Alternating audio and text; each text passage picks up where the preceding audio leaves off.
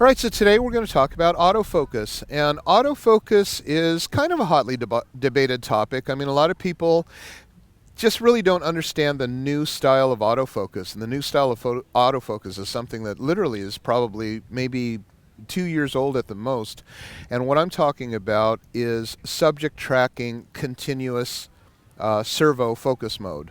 And here's the difference in the new generation versus the old generation. The old generation, up until the electronic viewfinders that are available with the Sony Mirrorless, had what was called AI Servo or AI Continuous. And what that meant was that the camera would continue to focus while you were shooting the button. But because it didn't have on-sensor focusing, the best it could do was typically find the item closest to the center and closest to the camera. So if you were a bride coming down an aisle and you were shooting an AI servo, that bokeh would be in front and that bokeh would typically be in focus. Which is why when you go to a wedding next time, you'll see that the wedding photographer is very skilled at walking backwards at the same pace as the bride and groom, because that's actually a trained thing. They don't want that distance to change while they're in the middle of shooting. All of that is because of very old and very outdated technology according to today's standards. The other thing that a photographer used to have to do is called focus and recrop, and I'm going to show you what that does. That's actually not something that you would do on a Sony camera, but I'm going to disable all of the cool functions so you can see what I would have to do with my old Nikons or Canons. So I'll just go up to menu here. Let's see, we'll go to function, focus mode, autofocus. We'll put it on single shot, which is what we would have to do. Put it on function, and then the focus area would be flexible spot small. So under that type of autofocus, most photographers would put the focus point in the center. And this is what happens when you have it in the center. Say I focus on the eyeball, that's nice. But then I have to not shoot like that, or else the photo looks kind of weird because there's all that headspace. So what happens is I would then hold the button down and then recompose so that I have the cropping the way that I want it, and then shoot.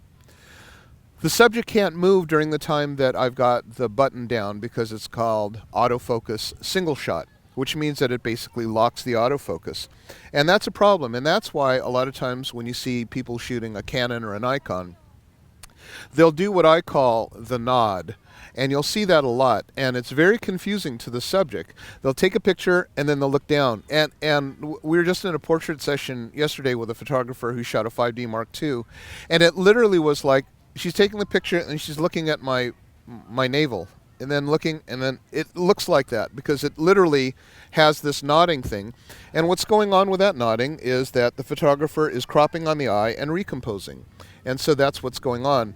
And that's something that we now avoid in the new modern style of autofocus that's afforded to us by the Sony cameras. One really cool feature is the eye autofocus. And the eye autofocus, we explain the buttons on how to get there in our virtual cameras and our premium videos.